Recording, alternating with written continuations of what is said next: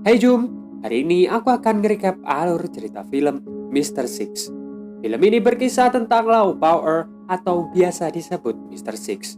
Mr. Six di masa mudanya adalah ketua gangster Beijing. Dan sampai di masa tuanya, dia tetap disegani. Suatu hari, anaknya bermasalah dengan geng balap mobil. Nah, dari sinilah masalah demi masalah muncul. Sampai mengharuskan dia mengumpulkan anggota gengnya dulu untuk menghadapi para geng balap mobil. Secara garis besar, gitulah ceritanya. Sebelum ke filmnya, subscribe dulu bagi yang belum dan tekan tombol loncengnya biar kalian gak ketinggalan update video terbaru. Let's see!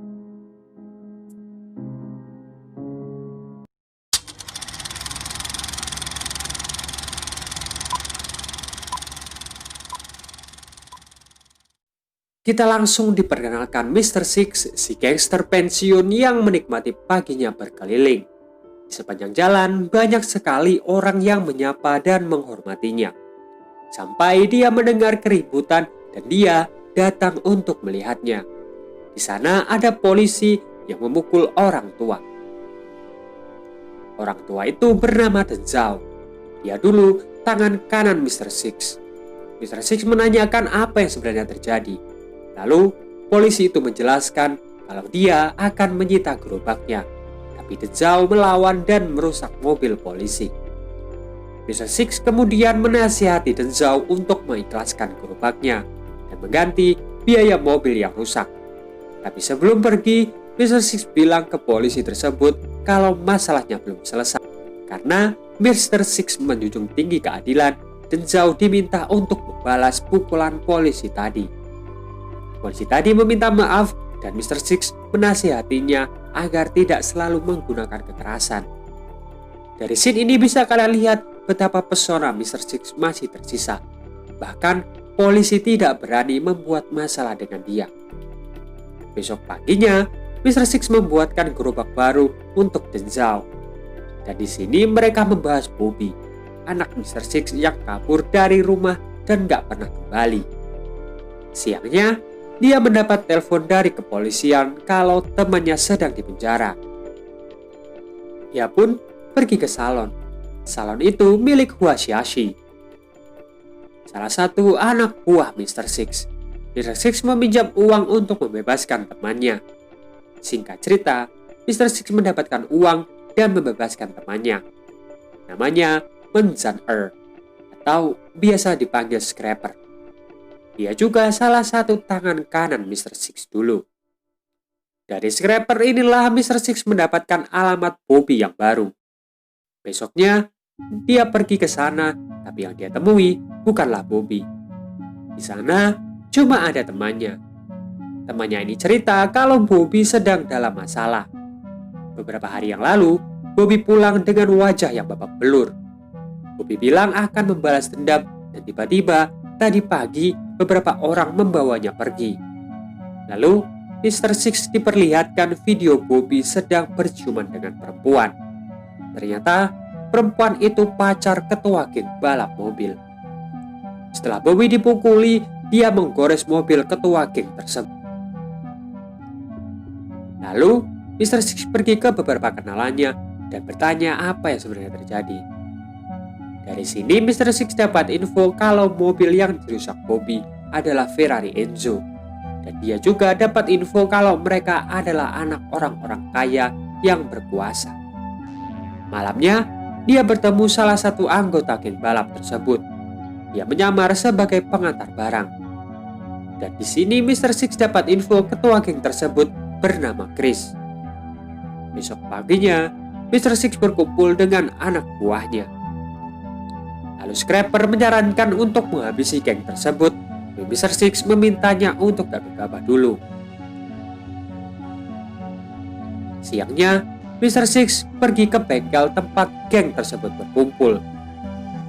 Kemudian, Bobby dipertemukan dengan Mr. Six, tapi Bobby malah bersikap gak sopan ke ayahnya. Mr. Six pun ngasih 4 juta ke Chris untuk biaya kerusakan mobilnya. Tapi semua orang di sana malah mentertawakannya. Chris pun menunjukkan mobilnya dan meminta 200 juta. Mr. Six meminta waktu 3 hari untuk melunasinya. Sorenya, ketika Mr. Six berkumpul dengan anak buahnya, Xiaxi datang dan ngasih tahu kalau ayah Chris kepala provinsi wilayah utara. Chris dulu pernah membunuh orang, tapi dia bisa bebas berkeliaran karena orang tuanya yang menyelesaikan masalah ini. Besok paginya, Mr. Six berkeliling Beijing menemui anak buahnya dulu untuk meminjam uang. Tapi kenyataan yang dia dapat, anak buahnya hidup pas-pasan. Mulai dari sopir bis, tukang tambal ban, bahkan ada yang hidupnya penuh hutang dan dia harus merawat istrinya yang sakit-sakitan. Mr. Six yang kasihan memberikannya sedikit uang. Sampai dia ketemu anak buahnya yang sukses. Namanya Matchstick. Tapi Matchstick meninggalkannya karena dia mau bertemu klien. Di sini, Mr. Six merasa tidak dihargai dan bilang kalau Matchstick sudah berubah. Kemudian, Matchstick mengambil segepok uang dan ngasih ke Mr. Six. Lalu Mr. Six pergi dari tempat tersebut. Dia bilang ke Matchstick kalau dia bukan seorang pengemis. Dia juga bilang seorang pernah di atas dan pernah jatuh. Jadi, jangan buat kesombongan itu merusak persaudaraan kita. Tiba-tiba, di tengah jalan, Mr. Six jatuh sambil memegang dadanya. Ternyata Mr. Six punya penyakit jantung dan sudah akut. Tapi dia nggak mau dirawat sama sekali. Xiaxi pun mengejarnya dan menanyakan berapa uang yang sudah dia dapat. Mr. Six menjawab cuma 40 juta. Lalu Xiaxi menambahkan 160 juta dari hasil ngejual salonnya. Dia minta setelah masalah Bobby selesai, Mr. Six harus dirawat di rumah sakit untuk menyembuhkan penyakitnya. Hari kesepakatan pun tiba. Dia pergi ke sana dengan scraper. Tapi di saat di bengkel tersebut, yang dia temui malah Denzhou yang sedang ngedempul mobil Ferrari. Denzhou berpikir Mr. Six nggak bisa ngumpulin uang 200 juta dalam 3 hari. Jadi, dia punya inisiatif untuk memperbaiki mobilnya. Tiba-tiba, Kristen anak buahnya datang. Dan saat ngelihat mobilnya didempul, dia marah. Salah satu anak buahnya ngomel-ngomel ke Mr. Six dan dengan cepat Mr. Six mematahkan jarinya. Dua kubu bersiap untuk saling bertarung, tapi Chris menghentikannya. Dia bertanya ke Mr. Six jalan tengahnya. Lalu, karena Mr. Six nggak bisa membayar Chris lagi, Denzhou menyarankan untuk ikut peraturan Beijing. Peraturan Beijing adalah pertarungan massal dan pemenangnya mendapatkan skalanya. Chris setuju dengan ide tersebut dan mereka berdua sepakat pertarungan itu akan diadakan seminggu kemudian. Tapi masalahnya adalah usia mereka nggak muda lagi dan anak buahnya pun sudah punya hidup masing-masing. Mr. Six mengirimkan beberapa surat ke anak buahnya untuk berkumpul. Tapi nggak ada satupun yang mau. Xiaxi menyarankan untuk melapor polisi, tapi Mr. Six tetap kekeh untuk menepati janjinya bertarung. Tiba-tiba, Bobby datang bersama pacarnya Chris. Pacarnya Chris bilang kalau dia mengembalikan uang Mr. Six dan bawa kabur Bobby dari sana. Saat Xiaxi ngecek bungkusan uangnya, dia nemuin surat aneh. Tanpa dicek terlebih dahulu, Xiaxi langsung ngebuang surat tersebut. Karena hubungan Mr. Six dan anaknya yang kurang baik, Xiaxi mulai menasihati Bobby. Bobby bilang ayahnya nggak pernah peduli dengan dia. Lalu, Xiaxi bilang dia melakukan apapun untuk membebaskan Bobby dari masalahnya. Bobby menanyakan kenapa Xiaxi mengikuti ayahnya. Xiaxi cerita dia sudah ikut Mr. Six saat usianya 16 tahun. Dulu, tahun 1983, Mr. Six pernah mengalahkan 12 orang sendirian menggunakan pedangnya. Di saat itulah, Xiaxi terpesona dengan kehebatan Mr. Six. Xiaxi bilang setiap orang punya sisi jahat dan sisi baik. Jadi, jangan cuma ngelihat sisi jahatnya saja. Xiaxi juga bilang cuma Bobby yang dia punya. Di usia Mr. Six sekarang, dia cuma butuh teman untuk mengobrol.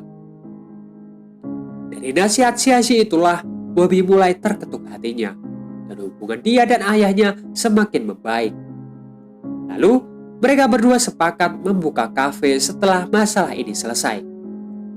Malamnya, penyakit jantung Mr. Six kambuh lagi. Disinilah Bobby akhirnya tahu tentang penyakit ayahnya. Karena penyakit Mr. Six sudah parah, jadi harus dilakukan operasi. Dia pun kabur dari rumah sakit bersama Bobby. Saat sampai di rumah, dia menemukan rumahnya berantakan. Esok malamnya saat Bobby dan Mr. Six jalan-jalan, beberapa anak buah Chris datang dan menyergapnya. Awalnya, Bobby kabur untuk mencari bantuan. Tapi setelah melihat ayahnya terkapar, dia kembali lagi. Tiba-tiba, dari belakang kepala Bobby dipukul. Hal itu yang membuat Bobby koma. Singkat cerita, Mr. Six mendapatkan telepon dari seseorang untuk mengembalikan surat yang dia bawa dan mulai mengancam Mr. Six. Baginya, Mr. Six mencari surat tersebut di tempat sampah. Dan setelah diselidiki, ternyata surat itu laporan rekening Chris yang berisi 7,8 juta euro. Uang tersebut adalah hasil korupsi ayahnya dan rekening Chris digunakan ayahnya untuk mencuci uang. Siangnya, Mr. Six bertemu Chris. Di sini, Chris menawarkan uang agar Mr. Six mengembalikan surat tersebut. Tapi Mr. Six meminta Chris untuk menyelesaikan masalahnya satu persatu. Dia mau menyelesaikan masalah anaknya terlebih dahulu. Chris pun menyarankan untuk tetap melakukan pertarungan massal, dan yang menang bisa melakukan apa saja ke tim yang kalah. Mereka berdua pun akhirnya sepakat. Besoknya dia ngirim surat-surat itu ke Komisi Inspeksi, atau bahasa gampangnya KPK. Scraper, Denzau, dan Xiaxi mulai berkeliling untuk menemui teman-temannya dulu dan ngasih tahu tentang keadaan dan penyakit Mr. Six sekarang. Hari pertarungan pun akhirnya tiba. Meskipun cuma seorang diri, dia tidak gentar. Chris dan anak buahnya bingung kenapa Mr. Six cuma sendiri. Tapi dengan santainya Mr. Six mengeluarkan pedangnya dan mulai mendekat. Tiba-tiba dari kejauhan anak buah Mr. Six datang. Ketika mereka mau menyerang, Mr. Six memberikan kode untuk tetap diam. Tapi hal buruk terjadi. Penyakit jantungnya tiba-tiba kambuh lagi. Dia tetap menahannya dan berusaha bangkit. Chris yang melihat Mr. Six menahan rasa sakitnya pun meneteskan air mata. Disinilah Mr. Six tumbang dan meninggal. Tapi pertempuran dimenangkan kubu Mr. Six. Beberapa bulan kemudian, anak buahnya bebas dari penjara. Dan Bobby kembali sadar dari koma dan membuka kafe seperti impiannya dulu. Berita menyiarkan kalau ayah Chris ditahan polisi atas kasus korupsi dan kekerasan. Film pun berakhir. Memang gak ada adegan pukul-pukulan atau keroyokan di film ini seperti Ground Zero. Tapi poin dari film ini bukan itu. Bahwa gak selamanya jabatan atau kekayaan itu abadi. Mr. Six lah contohnya. Di masa kejayaannya, dia orang paling disegani di Beijing. Tapi di masa tuanya, semua itu tinggal cerita. Kasih saran di bawah enaknya nge-recap film apa lagi. Kalau bisa yang belum pernah di-recap orang lain. Sampai jumpa di video yang lain. Dah jum.